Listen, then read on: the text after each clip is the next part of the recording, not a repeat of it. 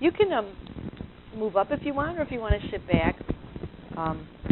What I'll do is I'm going to give you a few pieces of material. One of them is actually a risk assessment we're working on, and so I thought maybe as we wait in just a couple minutes, you can fill this out. It's just a 16-question risk assessment, and we have it on this website trying to identify people that are low risk of fracture, moderate risk of fracture, and high risk of fracture. So I want to give you this out, and I actually want to, and then towards the end, maybe people can add up. It's possible of 16 numbers. There's what you answer yes to, like some are half points, some are 2 points, some are 1 point. And the things you enter no to, there's only a few no's. So if you would add up your yeses and no's, that would help me try to decide. You know, you want to try to figure out who's really at high risk. How many people here are fractured? One. Okay. And do people mind if we talk about if I ask you questions, or like what'd you break? The wrist. You fell? So how do we know if that's an osteoporotic fracture? How do we know if they say this is due to osteoporosis? Hi, why don't you pass these around? That'd be great. It's a question of if it's a fall from standing height. If I'm sitting here and I fall and I fracture, that's generally considered that the bones are too weak. Now, if you say, like my secretary, she was in Italy, she slipped on some marble, she flew across the room, fell on her wrist, well, then you're not so sure. So it's a matter of how much trauma. Who else is fractured? What'd you break? T4 and 5. Those are spinal fractures, right? So how did you break those? A car accident. Is that traumatic or not? Yeah. A car accident is traumatic. So the real proof to weak bones is fracture. And so a lot of women are worried, a lot of doctors scare women into worrying because they come up with a low bone density. But one of the new things about osteoporosis is that you cannot predict fracture by bone density. In fact, more than half of all the fractures, maybe even 80%, occur in women that do not have an osteoporotic bone density. They either have just osteopenia or normal. Now, why would that be? Why does that happen? No, I'll back up. But I think everyone should move up because it's a lot more fun. Come on, move up. I always screaming back there. Come on. Well, I thought maybe rather than, everybody's back there. And I'm up Yeah, it makes us feel like a little scattered group here. I think the shy people are more likely to fracture.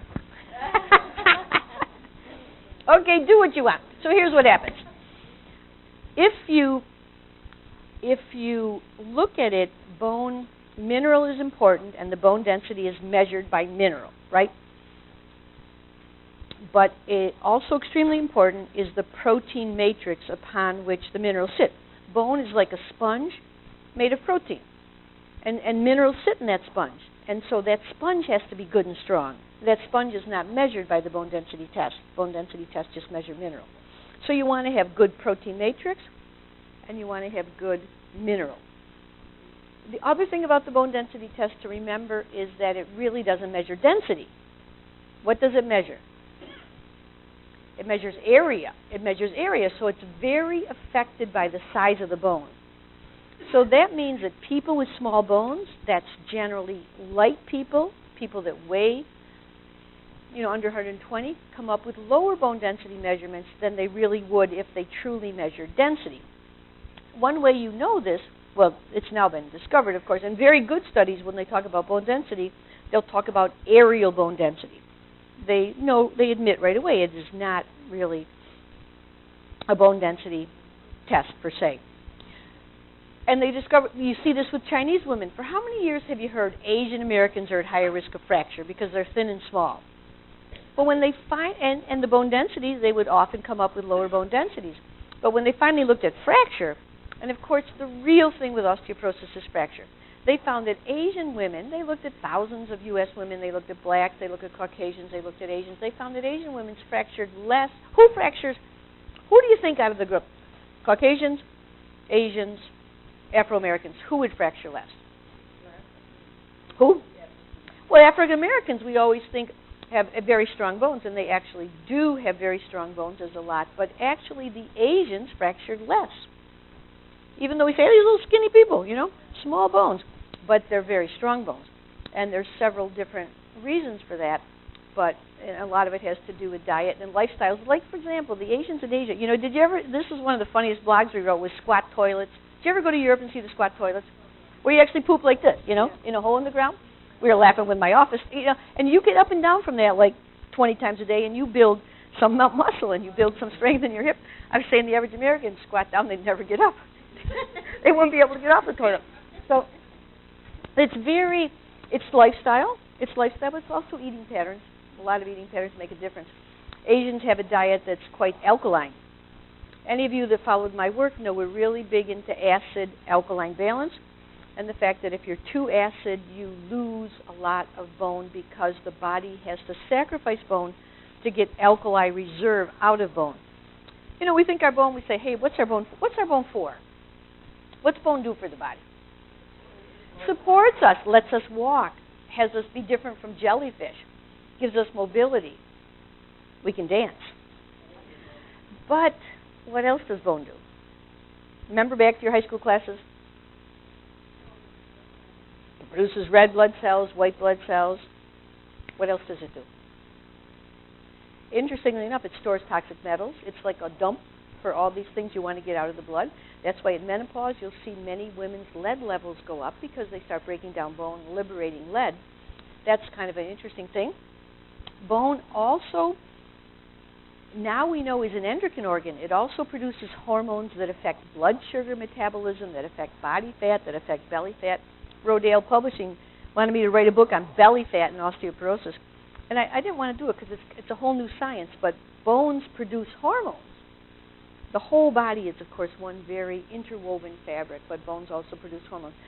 But one of my most interesting points is that bone is stores vast amounts of minerals. What's the major mineral stored in bone? Calcium.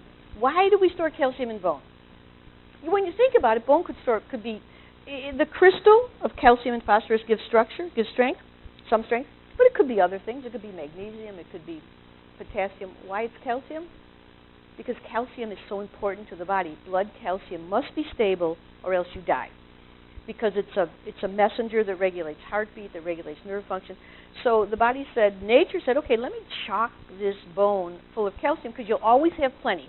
If you go to bed tonight and you're short on calcium, the body just pulls it out of the bone, keeps the blood nice and stable so that you can keep living. There's another bunch of reserve that's stored in the bone to keep life living, and that is alkali reserve. If you get too acid, even a tiny bit too acid, then you will die.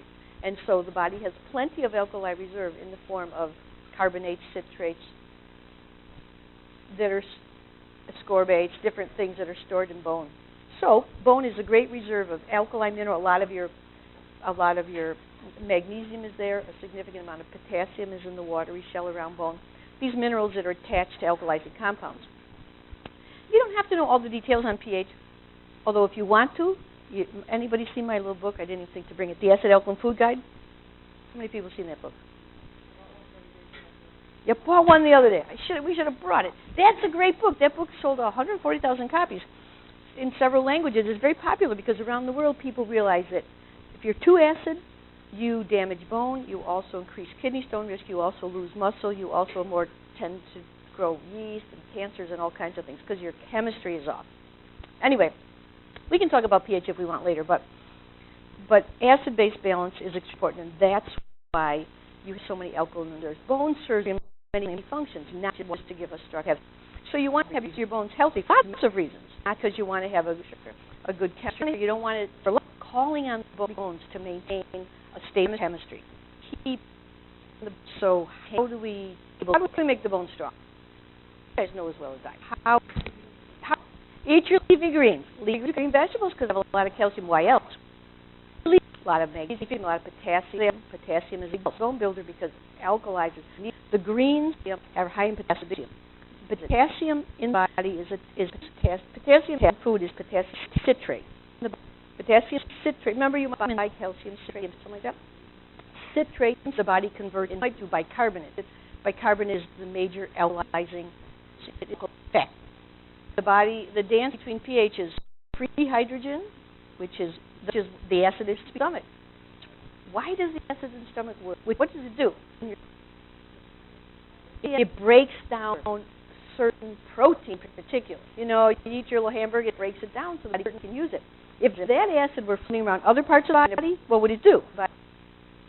Break down protein, right? And your own proteins it would break down. So you want acid to be very controlled. Protein down. Anyway, green leafy vegetables are great because they have potassium. It's attached to citrate that alkalizes, as well as having the tons of, you know, calcium, magnesium, all that. So we get our green leafy. What else do we do for both? What's your favorite thing to do? Well, bananas are all high potassium foods. And you know how much potassium you should really have? Both to protect, you know, so many things. Like, anybody heard of the DASH diet? It's a diet for hypertension. It's a diet extremely high in potassium. And it's 4,500 milligrams of potassium. That's what the government says we should have. You know how many servings of fruits and vegetables that is? 13. 13 half cups of servings of fruits and vegetables, nuts, and seeds a day. You can do it. You see on my website we're going to have a little potassium challenge to see different ways people can get high potassium foods. But same as good for bone is good for blood pressure. So yes, that's very important to keep alkaline. It stresses the body. Okay, so we know that the green leafy vegetables are good. What else? What did somebody say is good for bone? Exercise. Why does exercise build bone? Right. It's like nature says, why am I going to put energy into building strong bones if you're not going to use them? So how we show that we're using bones is by the tendons, which are attached to the muscles, pulling on the bone. Like if I lift a very heavy weight, it's like then the tendons pull on the bone. They actually cause the bone to bend. And that bending is what sends a signal to build new bone. As the fluid flows through the bone, it sends a signal, build new bone. And so exercise is really a great way to build bone. In fact, people often ask me, well, I'm 60, can I rebuild bone? I'm 50. You can. People can. If you can halt bone loss, that's great. And why is that great? What does the average person lose if they go from 35 to 85? How much of their bone mass and their muscle mass does the average person lose? 35 to 85. 45%. 40. If you look at very old people, like my dad, he was very strong till about 98, and then he started getting, God bless him, is right.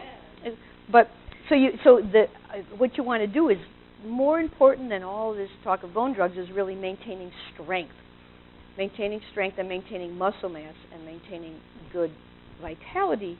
Because the average person will lose 45%, so you want to try to not be average. And that average person doesn't do anything. You obviously do lots of things. You're here because you use nutrients, because you care about diet, because you care about exercise, because you have an idea that an alkaline diet might help. So, but the point about exercise is, so what kind of exercises help? Yeah, things that build muscle. So weight-bearing ones, anything that will build muscle. I always say it's simple. Anything that builds muscle is good for bone, and I think that all that stuff is good. And you know we do, yeah. Yes, and you know what the other part, boo, that's right, I like tennis and golf, and then the other thing is impact. You know, like if I'm walking along like this, I don't have too much impact, right? But if I'm stopping or if I'm doing the Ellen DeGeneres bone treatment where I go, if you have impact, that also sends a message to build new bone. In fact, what do we tell people? We tell people hop 100 times a day. So if you're out walking around, you do some hops, or you do even heel drops. You know, you can drop really easy, but you can drop with big impact. Yes. Well, now Rebounder is really cool because it stimulates the lymph. You all remember the lymph is like the vacuum cleaner that goes through the body. There's these channels, and that actually carries more fluid than blood, but it doesn't have any pump. So the change in gravity, the up and the down, really stimulates lymph, like laughing would, or like this. But does it help with bone? Does it have impact? It's not supposed to. The very point of a trampoline is to avoid impact. Instead of like jumping down, you have a thing that elastic thing that keeps you from having impact. So while it's nice on the joints, it is not particularly good for bone, except you know, it's aerobic stuff. Sometimes when I do trampoline, I use weights. Jump roping is very good. Hopping, skipping. And, you know, it's funny, the bone gets accustomed. If every day I say hop, I hop 10 times at 10 o'clock, the bone gets used to it. So you want to hop 10 o'clock, and then you want to hop again at 6 o'clock in the afternoon. You want to do a couple different bouts. You want to divide it up. Short spurts of unusual activity stimulate bone. You never heard that. Well, you're going to hear a lot you've never heard, right? There's a few little time here tonight. So exercise. What else do we want to say about exercise? Single best way to build bone. You have to have lots of good nutrients in order to...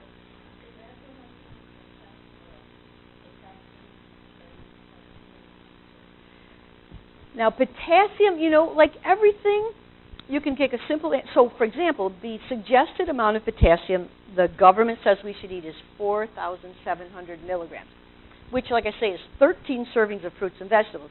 A potato, for example, has like 400 milligrams. A banana has like 200. So bananas are not gigantic sources. It's just that Americans like bananas, and doctors know about bananas. But so you're talking about 13 servings of those fruits and vegetables. So you don't have to worry about 2 bananas. Now, who has to worry about too much potassium? Somebody have a relative in here that they said, don't take potassium? Exactly. If you're in kidney failure, see, the kidney is amazing. The kidney filters blood every single minute. In fact, it filters so much blood that it actually filters 10,000 milligrams of calcium in a day. So it's like, that is a ton. Every second that the kidney is taking the blood, it's putting the bad stuff in the urine and the good stuff back in the blood. And if you have kidney failure, it can't, it cannot excrete excess potassium. It cannot excrete, and potassium can accumulate in the body. If potassium blood level gets too high, then it can affect heartbeat. So like my dad, towards the end they were worried because his potassium was high, but it didn't really, it was a different situation. But only those people in kidney failure had to be careful with potassium. Otherwise, well, you know, I did. Right. Well, most of the seeds are alkalizing. Actually, you know, and in the book, it's funny because we just did a second edition. I'm not a very good salesperson. I should have brought the book, but I'm sure Wendy probably has it here. But I think most of the seeds, I think sunflower seeds are alkalizing. Yeah. Why don't you go see if Wendy's got the acid, if they have the acid alkaline food guide. You know my book, The Acid Alkaline Food, is it here? Just go grab a copy of it. Just bring it in here. Thank you. That's okay, because she's got... So there's a lot of different people that do calculations different ways. I think my calculations are the best. So, but the point is we don't worry about those details, because somebody might have a reason to say they thought sunflower seeds, the way we've calculated them and the researchers I work with, I'm pretty sure it's alkalizing. But when the pH, you look at the overall picture. Sunflower seeds have a lot of value. Like you say, high potassium, a lot of value. So you'd use them, and if they were acid-forming, you'd just have enough alkalizing things to balance them off. But let's just finish exercise. So what I want to do is talk to you about what some new things in bone health, then we can answer a lot of questions. But so exercise. Let's think about exercise. You want to stimulate bone to grow. You want to build muscle. You want to do something you're not going to get hurt with, like, for example, physical therapy is a great thing to do. If you say, look, I tend to get hurt. You know, when we tend to, as we go along, some people tend to hurt their tendons, and they tend to get injured when they do exercise. And so you want to be careful. Like physical therapy, you always want to build the back extensor muscles. Like stand up, my dear friend. If you actually build the muscles that go right up in these, it's called back extensors. If you build those muscles, you will build your spinal bone. It's very clear. So exercises like if you have some weights working like this, or those machines you push back on, you know, in the gym, those machines, anything that builds the back extensor muscle will build that spine. And anything that builds the muscles around the hip will build the hip. That's why we say the hopping, the jumping, or those machines they have in the gym where you push out, you know, and you do the hip exercises. All that thing is very good. You can tell if you're building muscle. And even if you don't build muscle, if you say, well, I'm as strong as I was, we are all losing strength, and I am the first one to admit it. And to see it in myself. The last one. And this is the book. Actually, there's another edition coming out in July. which we expanded a lot. And this just tells you, it tells you the basic science of pH balance, and you can pass it around, and it tells you the quality of foods, and we can look up the sunflower seeds. But what we use, it's very interesting, that impact question. So what happens with a light person? If, say, like a person 150 walks or 160 pounds, they have more impacts. They got more weight. If you take a person 110, they have less impact. So what does the study show? They did a little project saying, how many steps do you have to take to maintain hip bone density as you age? For a person who weighed 150, they said they were asking the question, this idea of getting 10,000 steps. How many people heard that, 10,000 steps a day? How many people tried to do it? How many people got to 10,000? Good. You did them at work. How far is that? And how did a lot of people get to 10,000?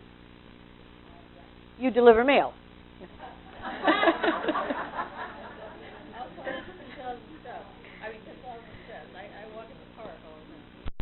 They have these little meters that you get the little pedometers, little meters you stick on, and every step it clicks, and you can look and see. It's I don't know how many miles to say, but it's like walking a bit. But you can do 10,000 in your everyday activity. Did the people at the office do 10,000?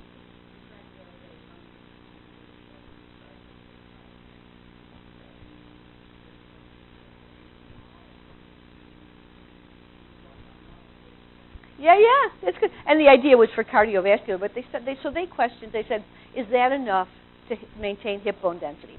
And what they found, if you weighed 150 or 60, you didn't even have to do that many. Maybe like 8,000 or 7,000 would do it. But if you weighed 120 or under, you know how many steps you had to take? 18,000. And it was impossible.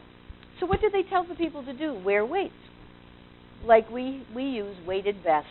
And you wear this vest when you walk. You try to work up to 10% of your body weight. I'll show you. We have the vest on the site because it's a very interesting contraption, and a lot of people really like it. And it's a passive way to build strength. You say you like to walk your dog. You just put the vest on. You start with 1 pound. It feels like a jacket. The next couple of weeks you put 2 pounds. Then you put 3 pounds. You just work up very slowly. So that's one way to get additional impact. There's also devices, awfully nice thing called an osteoball that's for isometric. Say you got joint pain, and you say, I can't do these. I can't do this hopping. I can't do lifting weights. So the German physician developed a ball, an elastic ball that you just pull. It's isometric. Remember the U.S. Air Force isometric exercises when we were kids? Anybody like pushing against a door jamb and all that sort of stuff? Well, this is isometric. It doesn't stress the joints. And in 10 minutes, you can do upper body set and a lower body set. Comes with a DVD. It's very simple. It's kind of like, you don't have to spend a lot of time, but you have to pick something that you might enjoy. Our newest thing we're working with for exercise is vibration platforms. These platforms that you get on that shake like crazy. They go up and down, and they also have a certain hertz that causes the muscles to fire. Like for bone, you want to fire 32 times a second. So when I do this, it fires about once every time I do this, but 32 times a second. It's pretty interesting, and it seems to be a very good way to maintain muscle mass, and really to spend less time in the gym because you exhaust the muscles very quickly. If you want to try the platform, just come on over to my office. But it's for the kind of athletic person because you definitely, even on the very low vibration, you get a pretty good stimulation. So exercise. You're like, oh, we have a DVD. I tell you, I'm the world's worst salesperson. I have actually a DVD on exercise that, let me show you here. It's really nice. And what do we think of when we think of the exercise? We tend to think of strength training, but you know something?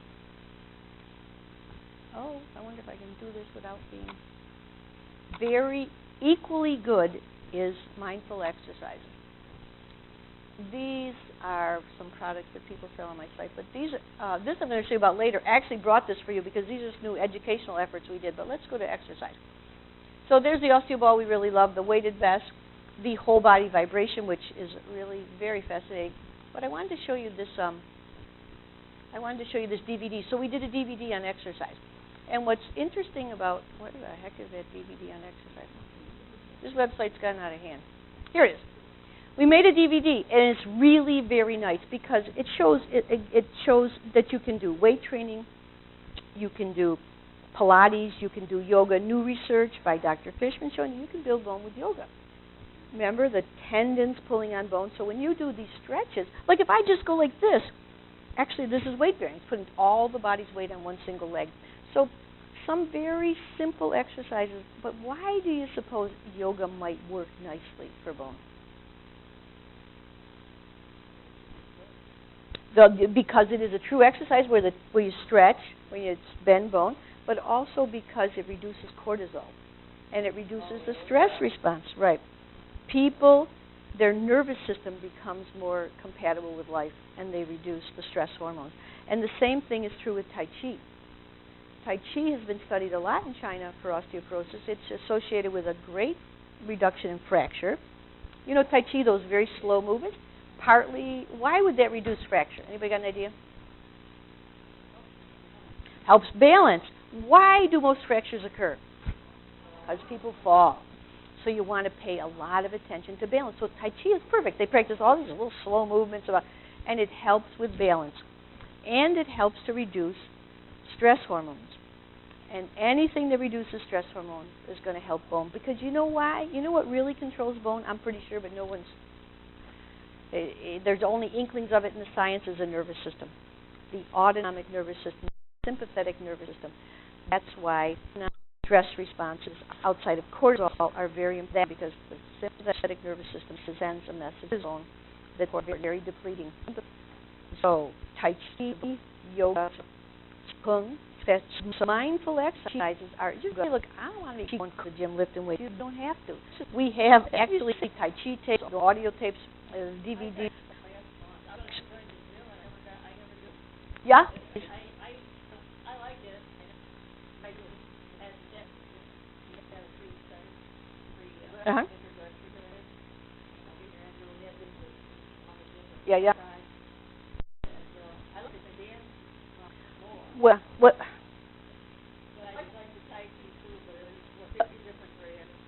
Well, do them both. There you go. Because dancing is a great impact. You know what else?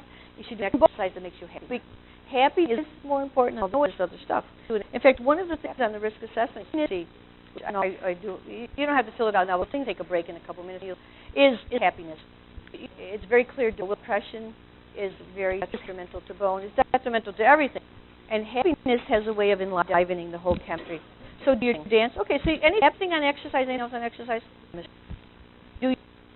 So what we know, bone density tests don't predict fracture. You don't stress out. If you keep losing bone, you don't like that. One thing is say we have low bone density, but we don't want to keep losing. The average person, let me just take a couple of things. Just round of applause. Like the first few years before the last period, first 5 years after, the average woman loses 10% of her bone mass. And so if you go to the doctor at 50 and they say, oh, you've just got osteopenia, you go back 2 years later, say you have osteoporosis, it's because of that menopausal bone loss. You don't want to freak out, but you want to try to minimize that loss. After that, in the 60s, you should only lose 0.5 to 1% a year. If you're losing more than that, our people often don't lose anything because that's what we're working at. But if you lose more than that, you want to look for the cause. And our campaign has really been looking for the cause of bone loss. And what I do personally is help clients all day long from around the world who have bone loss and they don't know why. So we try to help them understand what tests they should ask their doctor for. Try to find out why you're losing bone. If you're losing more, then you should. But menopausal bone loss is really natural and normal. You want to cut it short, but it does take, and thin women lose more during menopause. Nobody knows why. Thin women can lose up to 20% of their bone mass. I see people, and they're still fine. What's happening to the fracture rate in the United States anyway, the hip fracture rate? It's going down since 1950. And yet, isn't it funny? Osteoporosis is going up in popularity. Why is that? No. I mean to say, I'm misleading you. The fracture rate is actually decreased. Every day I see people that are scared to death. I see healthy people in their 50s, I'm going to stop doing this, I got to stop skiing, I got to stop that because my doctor said I have low bone density. But the truth is the fracture rate is decreasing. Actually, the other day a woman came to me and said, we do her whole case, her doctor, well, some people are worried types, and this is where we get the thin, worried women syndrome. So the worried types worry about it, but actually many people don't have a great risk of fracture but get very worried about it. Well, what about our ancestors? I mean, they didn't Well, this is what I'm telling you. There was a spurt. The fracture rates, they certainly never had a bone density test. Like this client said to me yesterday, said, I wouldn't have thought a thing about it. If there wasn't this ridiculous, if I hadn't gotten this test, I'd never be worried about this at all. No fracture. So what do you think of? You think of, have I fractured? Have I had a needless fracture? Has my mother fractured? My grandparents? There is a kind of family thing there. That's really important to risk assessment. Have you used steroid medications? You'll see on the list some things are very damaging. Steroid medication, proton pump inhibitors, antidepressants, all these drugs that our ancestors didn't use really increase fracture risk, particularly steroids. 20% of all osteoporosis in this country is due to steroids, which is prednisone. So if you have to use prednisone, then you say, hey, how can I deal with this asthma another way? How can I deal with this MS? And, of course, I began working with autoimmune disease. And I learned a lot of what I learned from Dr. Russell Jaffe, a famous doctor who deals with autoimmune disease. So if you have autoimmune disease, we can help you to try to get around that steroid issue. But what was your question? No, it wasn't a question. I was just going to say that there's all kinds of opportunities for yoga around the area. Yep. There's a free yoga program at White Line for PhD. Oh, nice. Wednesdays at 4 and Saturdays at 9:30. And there's no registration. It's just very informal yoga, but drop in and turn a mat. Isn't that nice? And it's so interesting. Yoga is becoming very popular because we are heading, I believe, into a new age where people realize that there's some internal great wisdom and internal quiet that we can access. And yoga is one of those ways to harmonize the body with the spiritual element. There's a wonderful yoga facility I go to. If you like the meditative bent, the CNY Healing Arts, you know Dr. Klatz, who does this fertility stuff? He has a beautiful spot. And you can go to the first class for free, and the hot tub is big as this hotel. I mean, it's practically as big as this room. It's really a lovely place to go get it. And two of the people that work for me teach there. It's very nice. Just to kind of, it's on the Intrepid Road, right down there at the end of Intrepid Lane by Brighton Towers, by Loretto. You can go to any class for free and take your bathing suit, do the hot tub. They have steam, bath. It's just lovely. But all of that is very right. Lots of yoga, lots of Tai Chi, lots of Qigong. So the fracture rate is going down, but people are becoming more and more worried. The fun thing is that a bone health concern is a great opportunity to work on all of your health. That's what I say. Certain number of people, well, like actually what's going to happen, about 1 out of 6 women will fracture a hip. And what's the average age of hip fracture? 80. Right. 80 years old. You got 9 years. Okay, girl, you got plenty of time. You got to worry about it. So they said, why worry about it, you know? Well, that's the only value to the worry is to say, hey, this is going to inspire me to think twice. What do I want to be like when I'm 80 and 90? And then you start saying, okay, well, maybe it makes a difference what I eat. Maybe it makes a difference. If you just walk a half an hour a day, you reduce your risk of hip fracture by 40%. So if you say, hey, I'm just going to do it. I'm going to get out there and walk that half an hour every day. I don't care if it's in the mall. I don't care where it is. Some very simple things can make a big difference. Yes, mentally it helps people. Like they say, walk your dog even if you don't have one. So, So you be sure to, that's the value of it. That's the value of all this osteoporosis care, is to get people thinking, you know, what can I do to support my own life? You have 60 trillion cells in your body. Every cell in every second does thousands of things. And every cell knows what every other cell is doing. So you have this vast intelligence working within your body. So we just kind of want to respect that intelligence and kind of work with it a little and listen to it a little. And this is where the yoga is good, a little meditation says, you know, I'm getting this message. I should rest more. Rest is so important. And yet we all run around on overtime. I should actually take the time to get this exercise. I should really take the time to prepare food. Or at least get some very good friends who will do it for you. Yeah. So, all those kinds. Is it true, like I read once about sleeping, that your body actually builds itself to sleeping, rather than sitting on a couch watching TV? Right, no, exactly. Right? You need to sleep and you need to have good quality sleep. And working at nights is very devastating to the chemical. There's a whole natural cycle of rest and activity. You notice all the plants rest, all the animals rest. I once asked Deepak Chopra, could you compensate for a night shift? Because a friend of mine was a doctor night shift. He said, you can't. You can try to meditate, but you can't compensate. Throws the body off. And the Chinese, I'm very fond of Ayurvedic medicine, ancient Ayurvedic medicine, studied a lot with Deepak Chopra. And I'm very fond of traditional Chinese medicine, and they both say that staying up after like 10:30, 11, the whole energy of the universe changes, and the Chinese say you use twice as much energy if you stay up after midnight. Who says that? Dr. Ed says it. Yeah, he yeah. That's right, and the energy of the universe totally changes in Ayurveda. You get a more active cycle, and people get that second wind. And then you get hungry again, you start eating, and the whole thing is an interesting thing. So we've overlooked rest. So just like rest is the basis of all activity. So she's staying up too. We're going to point a few fingers here. Well, you know, a lot of us have that habit. Like me, I always wanted to. She what?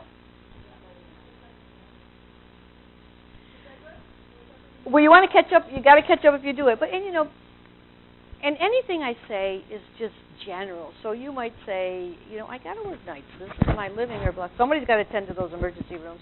So, you know, we have compassion on one another, but if you have a choice. So this is the point. I think what has this whole osteoporosis scare that they're putting women through has helped to increase awareness that we should take control of our own health.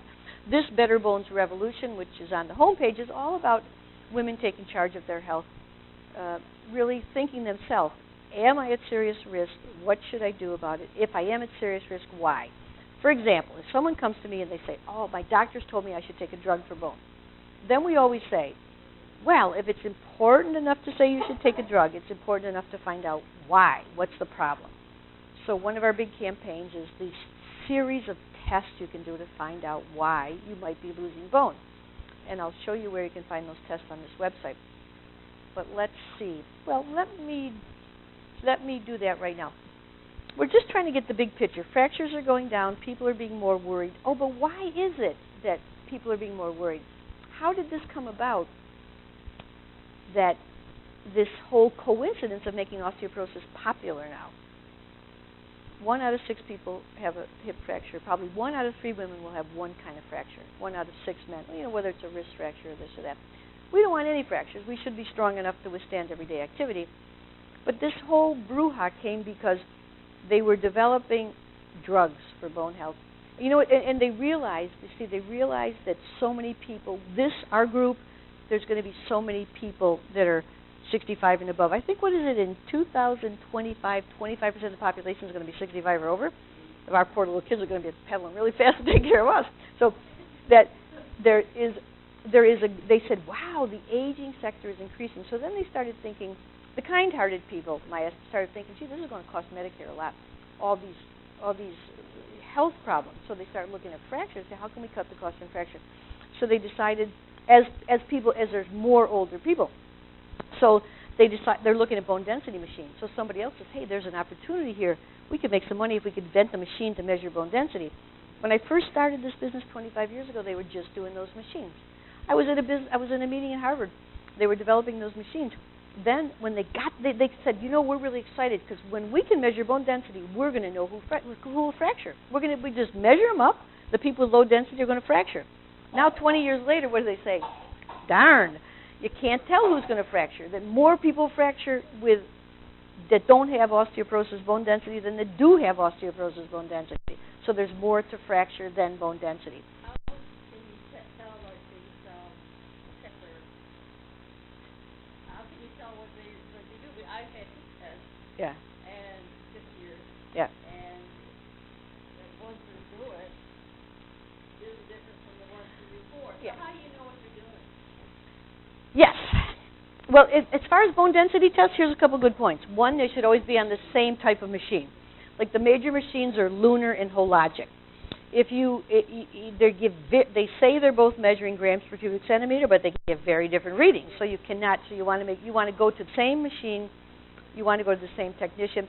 I always say you should go to a research center like up at Upstate because, well, it's probably not practical for you, but you see, Susan Ott, a famous researcher, she teaches doctors in the state of Washington. She's a doctor. She put 100 people on her machine. This was a very finely calibrated machine. She had her own technician. She put the person on the machine, walked them around the room, measured them again. She did this for 100 people. And you know what she found? You had to have a 5 or 6% change to be sure it just wasn't placement on the machine. So you see people coming in and say, I got 2% change, it's horrible, I lost 2%. Well, it's not anything. It's not significant. You need to have 5 or 6% change to be sure that it's not just how you were placed, much less a technician who's not so trained in it, who just, it's like. So you just want to take it with a grain of salt. But there is another very interesting test, and this test is probably more important. Remember how I mentioned that bone is like a protein sponge upon which minerals sit? Well, that protein sponge, when you lose bone, you lose mineral, but you also lose protein sponge. So you can measure that protein sponge, and you can find out if you're losing bone right now. Like if you say to me, well, the doctor said I lost bone between my decks of 2010 and 2013, I'd say, fine. I wonder if you're losing bone right now.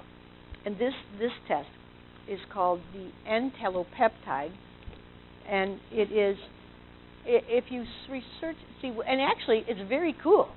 You can get these, right now there's a fantastic change in the world.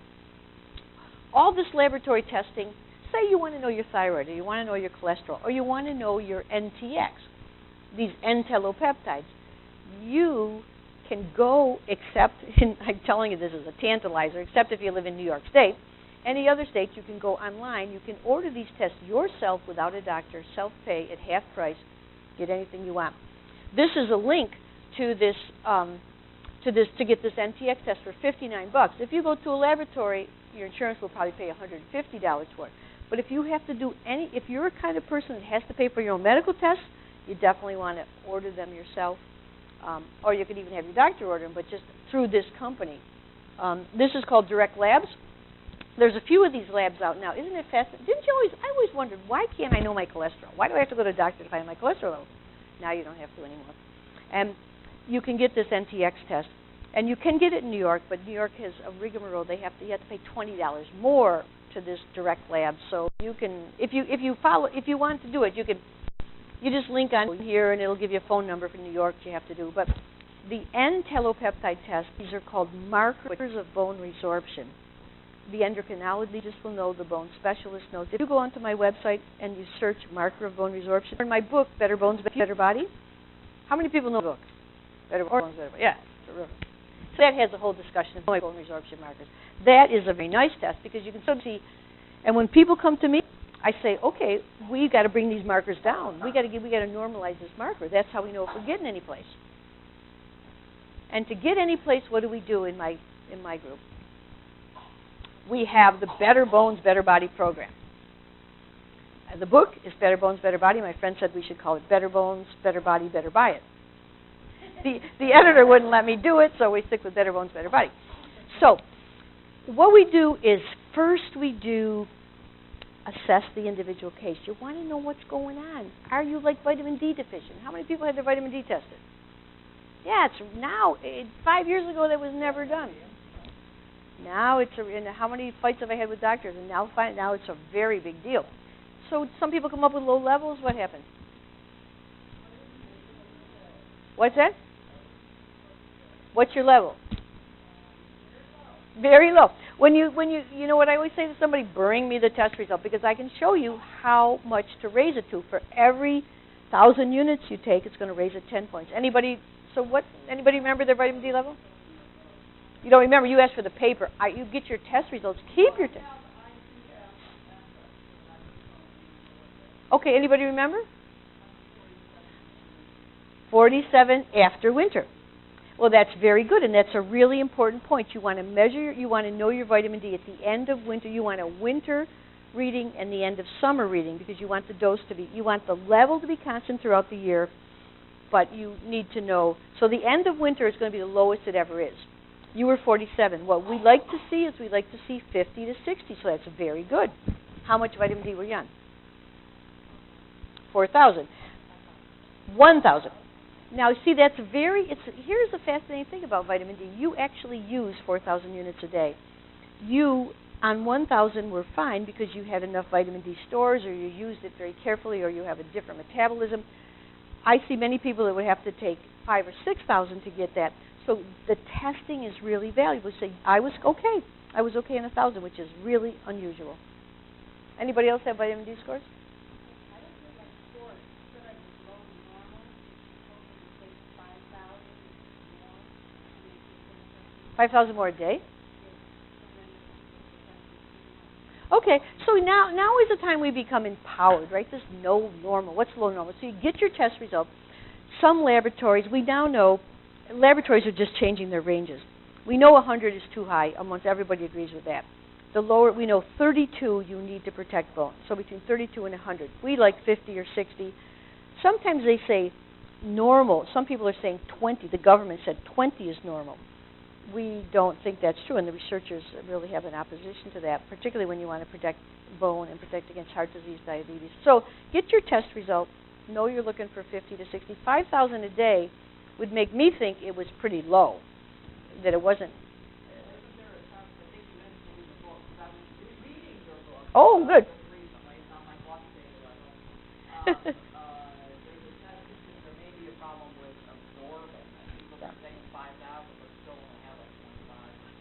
Exactly, and in fact, there's millions. You have difficulty of. There's different products, yep, and some people argue that micelize is better, but I think the best thing is just to be sure to take it with your fattiest meal because it's fat soluble. So, take it with other fats.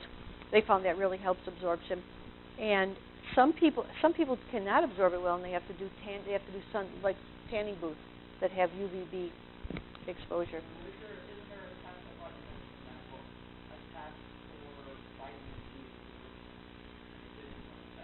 I don't think so. Well, except the blood level,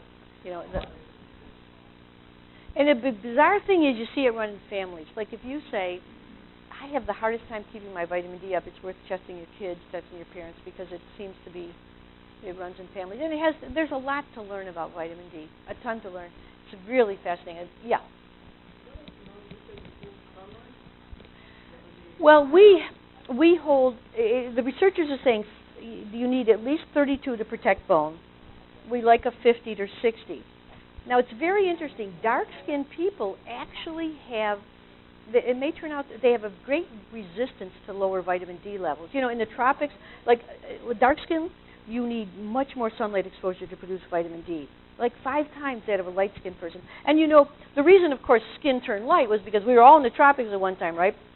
Dark skin is very protected from the hot sun. Actually, even your folic acid can get damaged. If I was to go in the tropics, I could get damaged, the nutrients in my blood, just because the sun is so strong. So you develop a dark skin. When humans migrated north, what happened was they developed rickets. And because they didn't have when you don't have vitamin D, you don't absorb calcium. And you get this bone disease called rickets, which you get bowed legs, and actually your pelvis is misformed and you cannot deliver a child. So this is like cesarean birth had to come from that. And so people develop light skin to absorb more of the sunlight, to more of the ultraviolet radiation for maintenance of life. But it's very interesting how the dark-skinned people in this country, particularly Afro-Americans, it's not straightforward. I mean, I'm not sure you need to have a 50 level. They found bone was as good in people that had a 30 level, for example, but I would aim at least for a 32. And we're going to try to pay more attention. 50 we consider to be ideal. There seems to be some resistance, at least amongst some Afro-Americans, to very low. Like, if you have low vitamin D, parathyroid hormone goes up. Because parathyroid hormone gauges calcium in the blood. When calcium drops, the parathyroid says break down bone. But it doesn't happen so easily in Afro-Americans. They can tolerate lower vitamin D levels better. But not that you want to, because it seems to be, it's protective of bone. Bone doesn't seem to get affected so much. But diabetes, heart disease, cancer, prostate cancer are very linked to low vitamin D levels. So try to get a 32, maybe 40, 45. Yeah.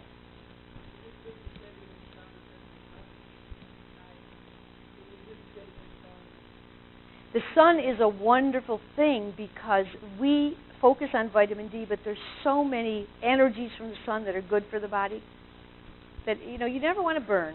And even if you sit in the sun, what do they say, 15, 20 minutes a day, it's very good.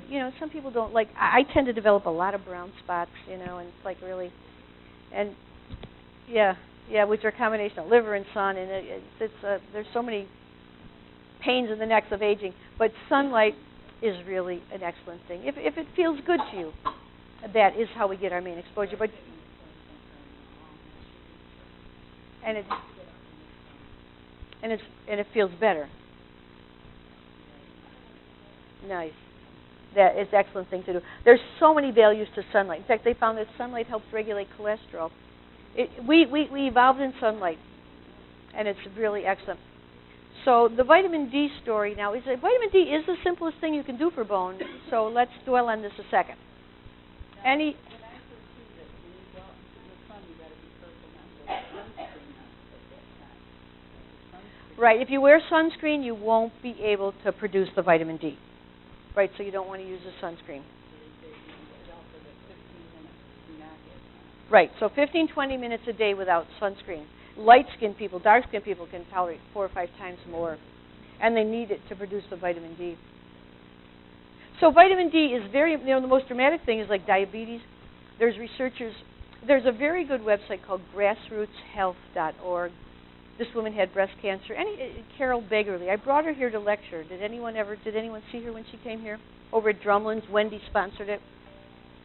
Let me just shut this thing off. And she had breast cancer. And her son noticed that all this research on vitamin D and breast cancer. So she went to these national meetings. And these researchers were reporting, they've known for a long time that there's much less cancer in tropical areas where people get good sunlight. Even the southern part of the United States, there's much less cancer than the northern part. And much less MS. A lot of diseases run by latitude. And so she talked with these researchers at this meeting, and she said, why don't you tell the public? And they said, well, because we don't have double-blind studies and whatnot.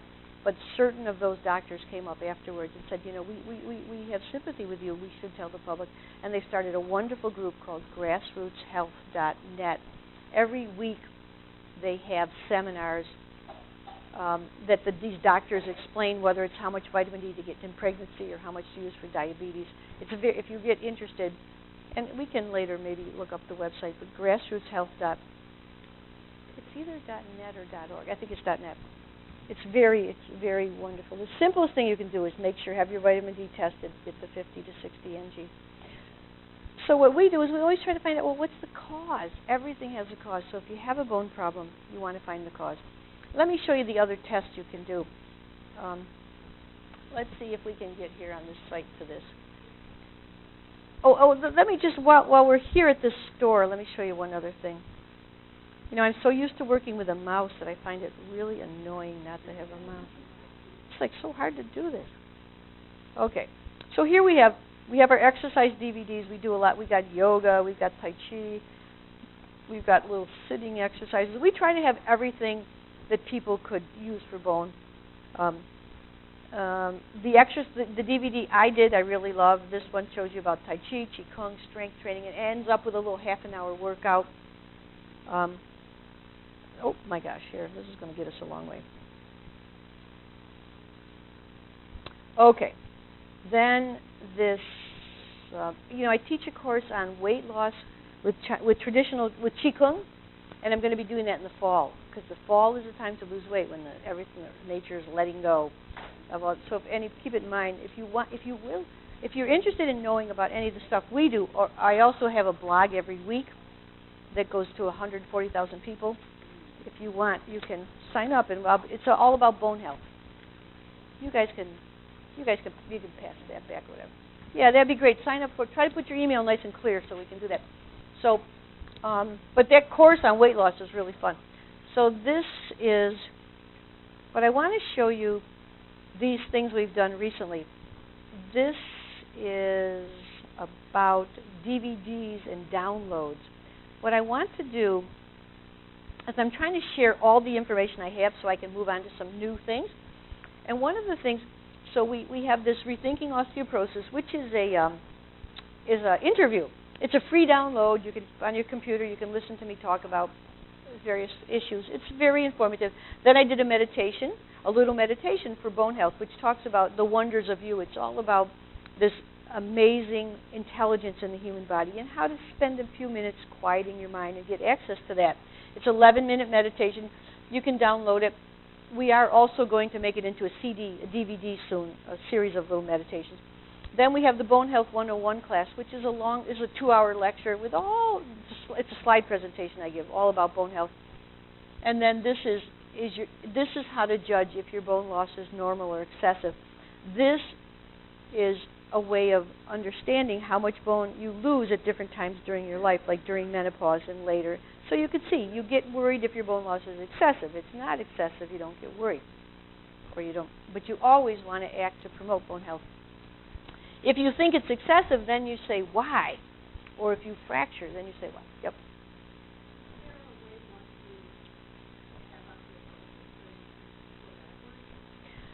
Sure, you can, remember, to say you have osteoporosis means what?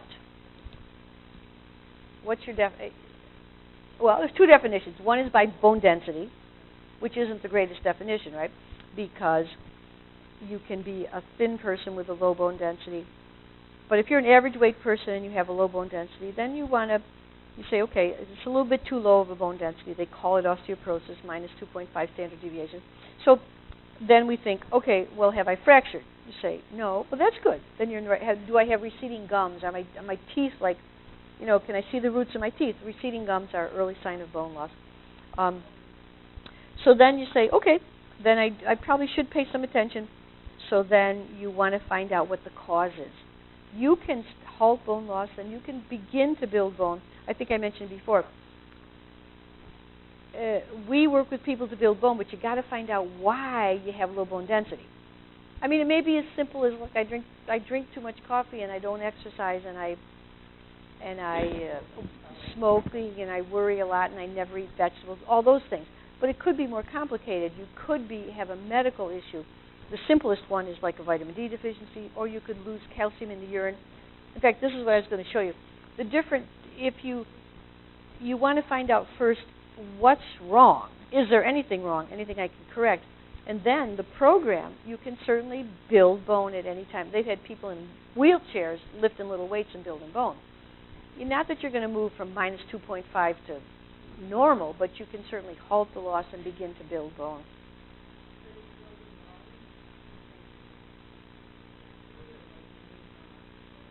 Right, especially if you base osteoporosis on bone density. That's right. I see people all the time that gain bone density. They maybe gain 1, 2, 3%. You gain 5% with a very strong exercise program. That's significant. In other words, remember, the average person, isn't life like that? We're little tiny babies. We grow strong. By 18, 19, we're really strong. Then by 20, we start losing muscle, losing bone. And what you want to do is you want to try to keep that kind of stable, and then you just till you leave this planet really quickly, and not to decline too much. And so it's very natural to lose muscle mass, to lose bone mass, but it's not natural. You don't want to have too much loss, and osteoporosis is generally considered too much loss.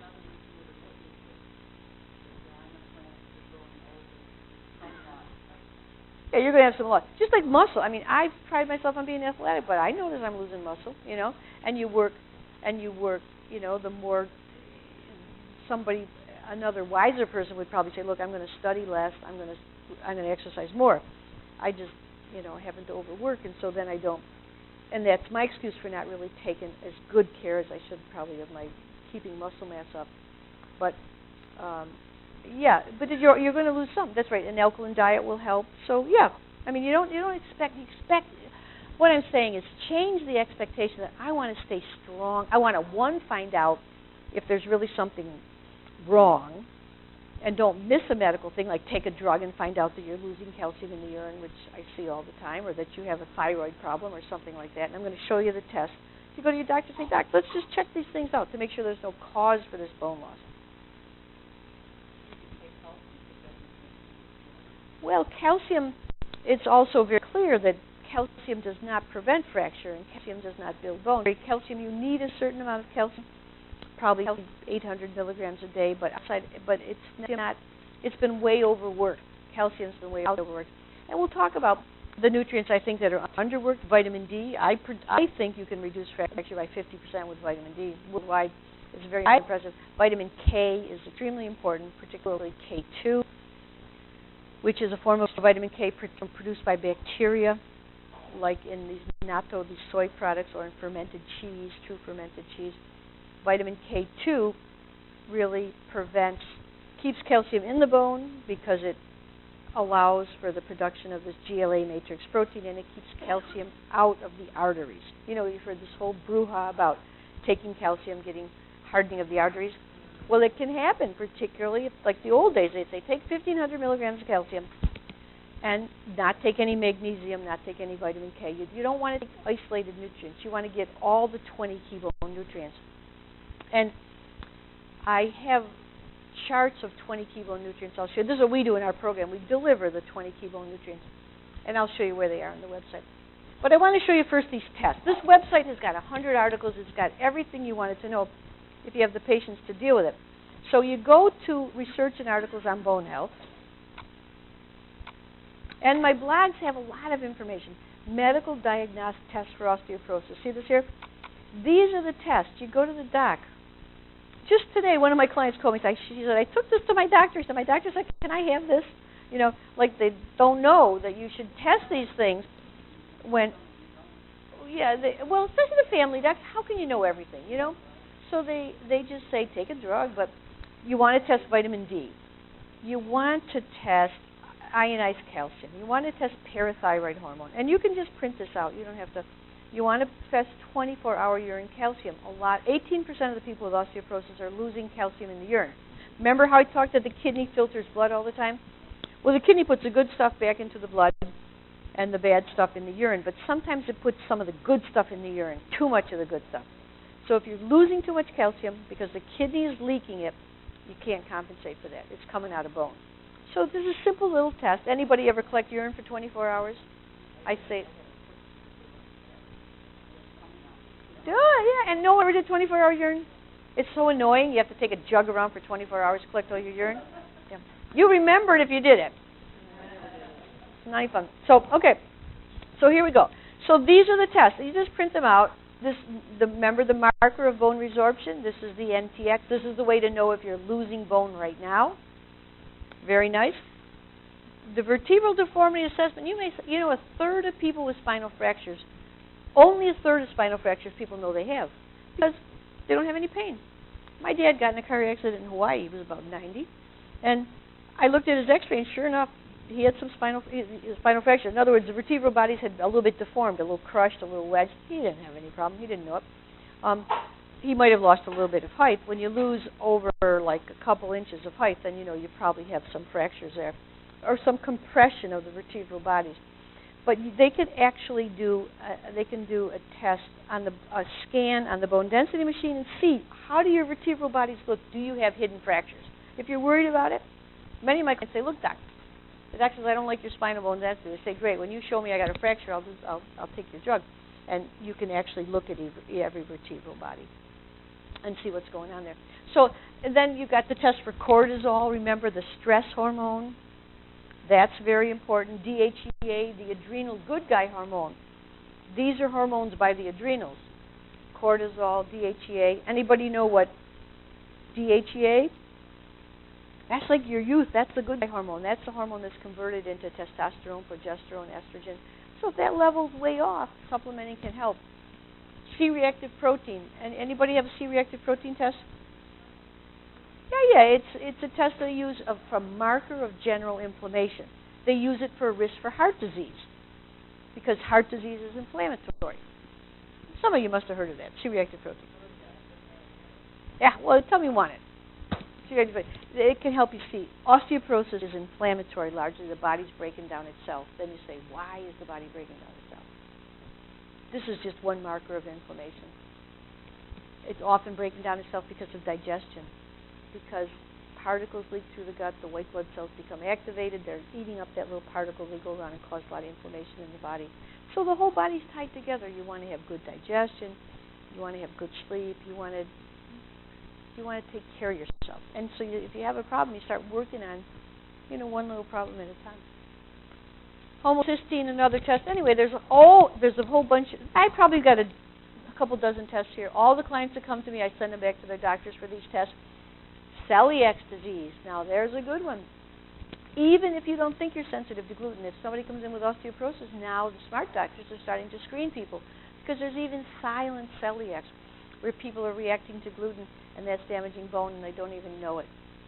So that is another if you think you have any issue, and of course a simple thing you can do is just go off all kind of gluten for a couple of weeks and see how much better you feel as far as your digestion or your energy or your headaches or skin or whatever symptom you're looking at. So one of the things we always say, let's find out what the problem is. Is there a problem? Like they've told you you have osteoporosis. So are you still losing bone? Do you keep losing bone? Do you know?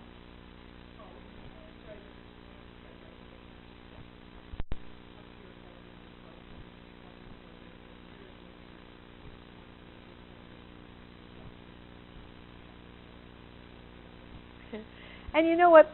Doctors who really know, like Dr. Geraldine Pryor, a famous endocrinologist in Vancouver who happens to be a friend of mine, who's written many books on bone health, and she's a progesterone champion of the world. She studied it more than anybody. She says, and I'll show you right here, if you go to the home page, this is very interesting. This most popular articles, it's under stress, ovulation, in your bone. And this is Dr. Pryor. And what she says is she doesn't give people drugs until they fracture. Why? Because one, you can't tell who's going to fracture, because two, the drugs have a lot of side effects and you can only use them for like 5 years. After 5 years, what are you going to do with this person? So in Canada, they're pretty smart. Their government actually sets up organizations to decide, it's socialized medicine, so they want to use their money well. And they say, they have got a group, she's a part of this group called Osteoporosis Canada. They decide what therapies, and they're instructing the doctors. They say, if a person comes in with osteoporosis, find out why they have it, and don't treat them based on bone density. Look at multiple risk factors, like have they fractured? Are they on steroids? Do they have rheumatoid arthritis? Have their parents fractured? Things at more likelihood. The biggest determinants of fracture, I've got this whole risk assessment that I really want you all to fill out. I'm going to give you a break to do it. The two biggest things are age and weight. Being thin is a big risk for fracture. There you go. So, we want to be robust. We don't want to get... And losing weight after menopause, very bad idea. 120 pounds? Girl, you better start beefing up. Yeah, it's low weight. It's low weight. Well, yeah. There is some discussion. I partly think how far you fall or something. You have a bigger impact. Oh, that's right. Right. Exactly.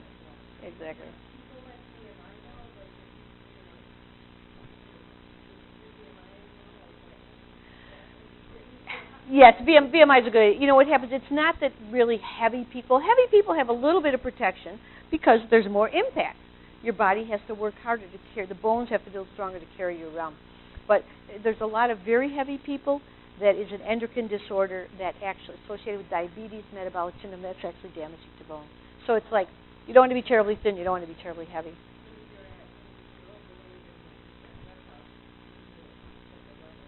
Yeah, well, lose it very carefully. Do exercise and lose it. Lose it judiciously. Don't start going on these high-protein diets that cause a lot of bone loss. Do a more balanced kind of diet with lots of vegetables. One of the things we really stress with pH is to learn to measure your pH. And we actually have a wonderful pH kit that has a CD that I've done and sample guidelines and diet menus in this book. And it's like $29. That's a very nice thing because you can learn that you can develop. People don't have to come to me to develop the diet; they can learn it all themselves right there.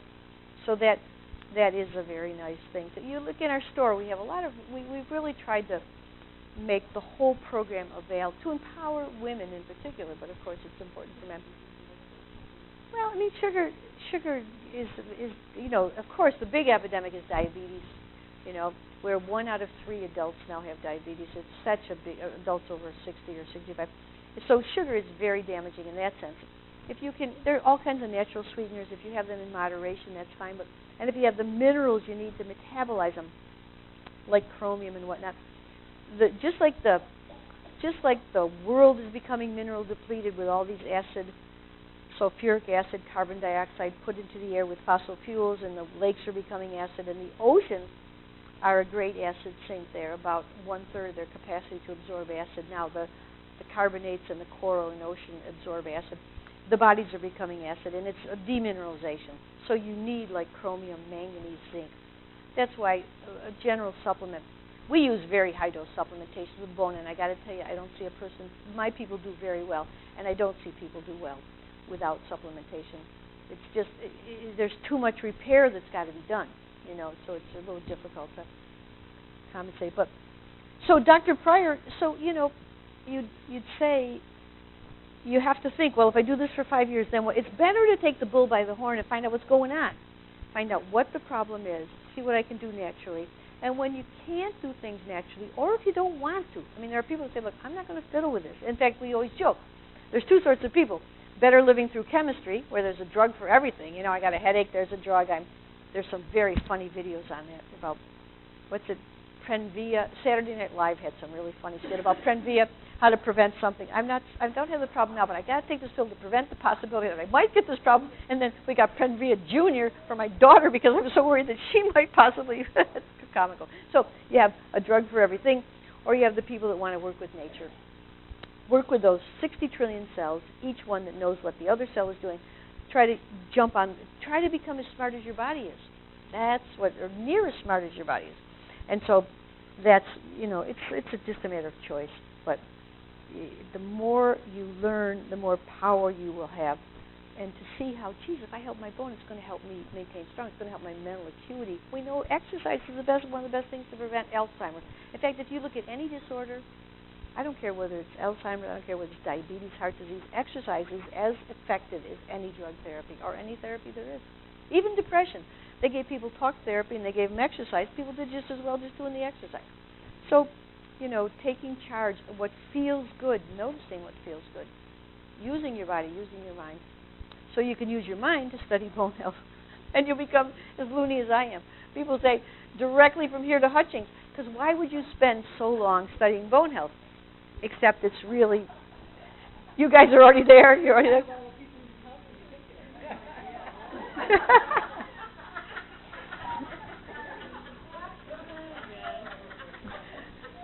What was that now?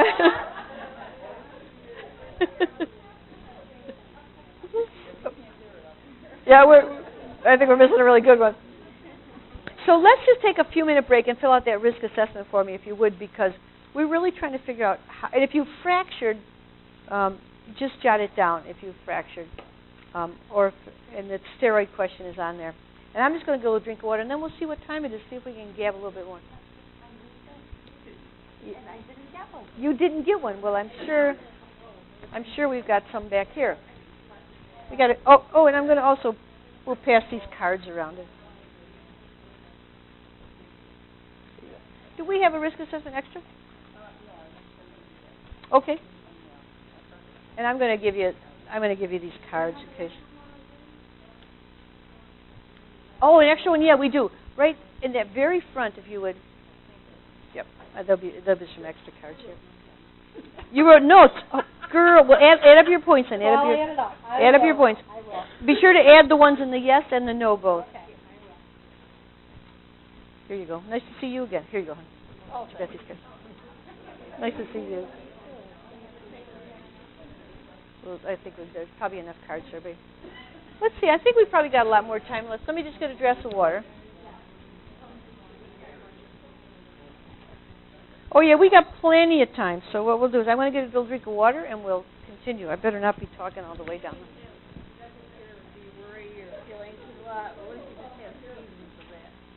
Seasons of worry. Then you don't put it down. Yeah, everyone's got seasons of worry. We're talking about the person who says, I'm generally worried and I'm generally unhappy. I asked Geraldine Pryor, how do you know if a person is likely got high cortisol? And she said, ask them if they're happy. And if they're mostly unhappy and they have cold hands and cold feet, they probably have stress hormones. Yeah, that's what she said. Did you get the form? No. Oh, okay. Now somebody just brought one up here. Okay, let me find one more here. Oh, here. Everyone got these are the major risk factors, actually. And I do have some extra copies if you want to. I don't have a ton of them, but what the heck is going on? Did everyone? Yeah, sure. I have two. And this woman who took.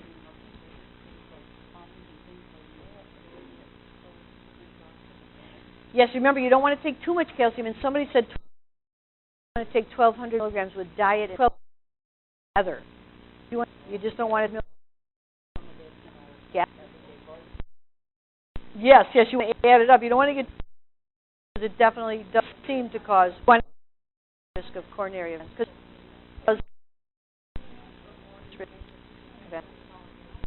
Yes, it's not like a car accident, but it's like falling out or having to be removed because they were decayed. Or the teeth are really the strongest bones. The teeth really are a good representation of the bones. When we were kids, so many fillings and all that. Yeah. But still, and a lot of it does really. If we didn't have good dentistry, I probably don't have any teeth. But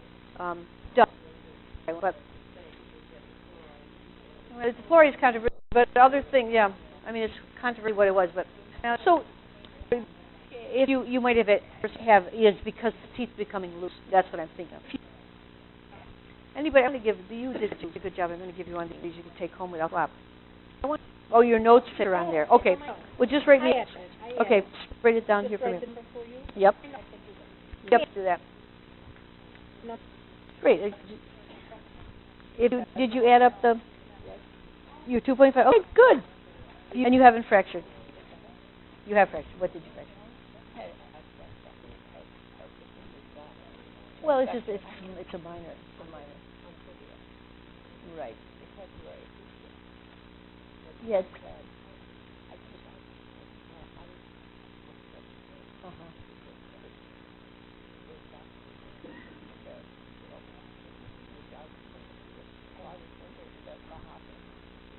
Well, yeah. Then you want to probably like the osteoball would be good for you. Not to do too many. You can work up to that as you get. It was in February that you fractured it?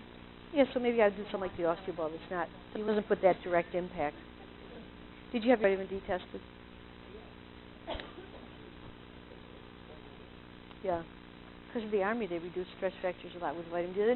Then you want to get all those 20 key nutrients. So let me show you the 20 key nutrients. So you want to alkalize, you want to have your vitamin D tested. You want to get the 20 key nutrients. And you might wonder, what the heck are these 20 key nutrients? I'll show you right here. If you go under nutrition and bone health, the nutrition and bone health, right here, then we have lots of videos too. We got about 30 videos on here and a lot of YouTubes that really can help you understand more. This thing here, if you scroll down to the bottom of this page, you've got the 20 essential bone building nutrients. So these are the 20 key nutrients. And you'll see, calcium, phosphorus, magnesium, chromium, silica, zinc, manganese. And it tells you how much you should get, and it tells you the average American amount. So these are the nutrients. There's 20 of them. We all know about calcium. We know always get magnesium. I like as much magnesium as calcium. Be sure to get chromium. Chromium is what will stabilize blood sugar. We like to get 200 micrograms. We use certain products for people if they're at high risk. I actually produce a product that's sold on the internet, but high-risk people, I use some other products. Zinc, manganese, copper. All the essential fats are very important. The omega-3 fats help. Boron, strontium. Then potassium. The requirement for potassium is 5 times that of calcium. Potassium is very, very excellent. That's why your fruits, vegetables, nuts, and seeds. So the simple guideline we say, the joke at my office in my home, 2 cups of vegetables for lunch, 2 for dinner. So it's so easy to say, well, I'm going to have a tuna sandwich, but you want to get 2 cups of vegetables. So steam them, put a little salad dressing. Olive oil has been shown to increase osteocalcium, which is this bone-building protein. Thin women, I always say, and the research is 3.5 tablespoons of olive oil a day. So to take that, put 1 in your breakfast, 1 in your lunch, and your dinner. tablespoons, 3.5 tablespoons. Also is shown to reduce cholesterol and reduce coronary heart risk. They either gave 3.5 tablespoons or almonds, about 5 almonds, 5 walnuts, 5 hazelnuts. It raises osteocalcin, which is a bone formation protein. Olive oil, there's these compounds in olive. These omega-3s are very important because they reduce inflammation, and osteoporosis is largely inflammatory. So even the Heart Association is saying everyone should get like 1,000 milligrams of omega-3, or at least 600. I try to have people get 2,000. I personally take a cod liver oil with 3,000, a tablespoon of that. And she's got various oils like Udo's oil, nice oil. Like at least 1,000 to 3,000 omega-3s, a very good idea. And when you look at omega-3s, right, you count up the EPA and the DHA. Sometimes they say 1,000, but it's like salmon oil that's a base, not, you want active EPA and DHA to add up to 1,000.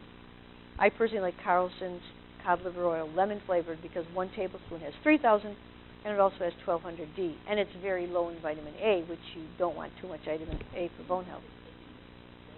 Yeah, well, you didn't have lemon flavored as a kid.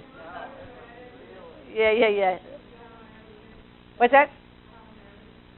Calamari is good. Yeah, you can get it. You can get it from Calamari. You know, Paris Kids Group, Doctors Group, there, Doctors with Best. They have a Calamari source. Yep.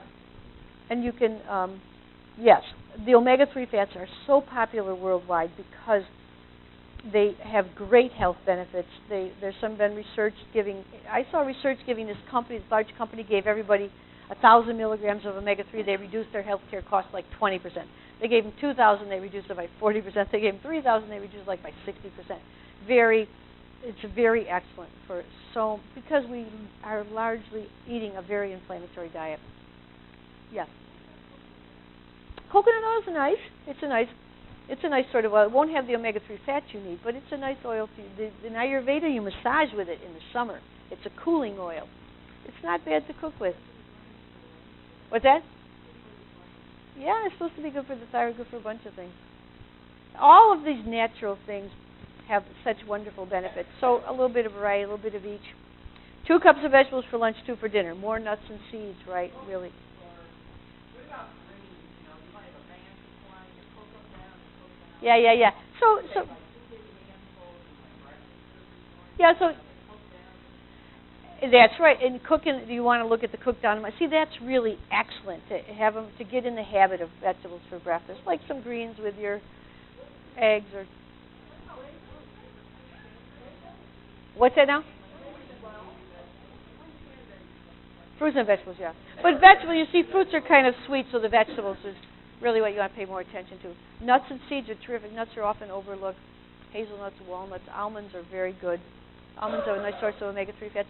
You know, this was really supposed to be question and answered. I'm just carrying on. It's our last few minutes. Are there any other questions? Yeah. You have carpal tunnel?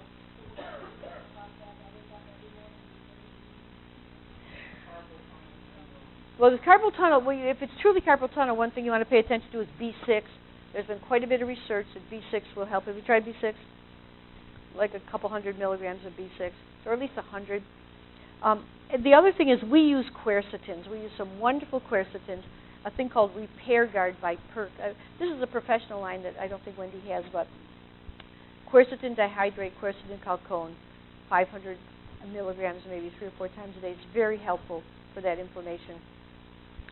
If you want to call, if you can't find it, give me a call and I'll tell you what we use. It's really any kind of joint pain, any kind of inflammation. It's really worth trying. People even give it to their animals because the animals stop limping. Oh, so the score. What we're doing with the scores, we're just adding up all the things that were yeses. It can be a total of 16 if you add all of them, all the yeses, and then there's a couple on the no's you want to add too. So you just put you add all your yeses might come to 4 or 5 or whatever, and your no's might come to just 1 or none. I want the total, please. And I'll be happy if anybody, we have a few of these risk assessments if anyone wants them. So if you sign up for the blog, you'll be informed every week or so what we're doing. Use bone health as an opportunity, just not to get worried, but to say, I'm going to take a little charge. I'm going to find out what's going on. I'm going to build all my health. I'm going to try to stay so long as I can. We're all going to dilapidate, as I say, but we want to delay that dilapidation. We want to stay strong as possible. You're saying that they're only need 800 milligrams of calcium? 1,200 diet and supplement together. The average non-dairy diet has 500. A thing of yogurt can have 250. So, you know, in the supplements I produce, I generally give people 600 milligrams in supplements, and the rest people get in diet. If you're in bed at night, you're getting leg cramps, you probably need more, you know, and sometimes if I don't take the calcium, I'll get leg cramps at night, actually. You want calcium with magnesium, right? And sometimes magnesium just does it for people. When I get that Edmund, this makes sense. Is this possibility I go down and get a glass of milk and it goes away? Well, it's possible because part of it can be dehydration. Yeah, I mean, right, part of it's milk, part maybe just the getting up and moving about. Yeah. But probably the minerals are marginal, so that's when you want to start measuring your pHs. pH, first morning urine, is an indirect measure of mineral reserve. If you say, how do I know if I have enough minerals? You look at your first morning urine. You get this little pH paper, Wendy's probably have it, or you get the whole kit we have that tells you all how to do that. So our program is what? Find out what's going on. Is there any medical issue? Get all the 20 key nutrients. We have a protocol we use. You can get it up and use one, or you can come and call us what we use. Then we do the alkaline diet. We actually had 2 cups of vegetables, lunch and dinner. We ate 80%, maybe 60% of the food alkaline, lots of fruits, vegetables, nuts, and seeds. Then we do stress reduction, like meditation, yoga, whatever helps you to reduce stress, therapy, prayer. Prayer is a big deal. And then we do exercise. And then, they've done tons of tests on the monks. And they know that those guys can control everything from their body temperature. Deepak tells of this monk that they buried under the ground for his medical school. It's okay, here's the spirit. They got this guy, buried him under the ground for a week. Came back later, they dig him up, he says, can I have a glass of water, walks away. Because they can so control their heartbeat, they can so control their physiology. We have a lot more possibility to control our body and our thoughts. Quieting the breath, we quiet the whole physiology. And if you have a hard time quieting your mind, remember that you can't do 2 things at once. So if you sit down and pay attention to your breath, and that would have been a nice thing to do, just some breathing exercises, you quiet the mind because the mind can't do 2 things at once. You're paying attention to your breath. Every time your mind strays, just come back to the breath. Very nice. Well, it's been a lot of fun. I don't want to hold you up. Let's see how we're cooking here. Oh, we're just about on the mark. Is there any last-minute question? Yeah. The website is betterbones.com. And you can just search me, Susan Brown, you'll find it. But all the pictures you've seen of me are our website, betterbones.com. Our store has a lot of stuff. We appreciate people supporting our store because I got a little staff. We support all that we do by our own hard work. So, you know, we appreciate people. The store on our site. On our site, where we sell all these videos. But we do have an office in East Syracuse. Everybody got my card? You can just give us a call. And we got some cards ended up extra around here.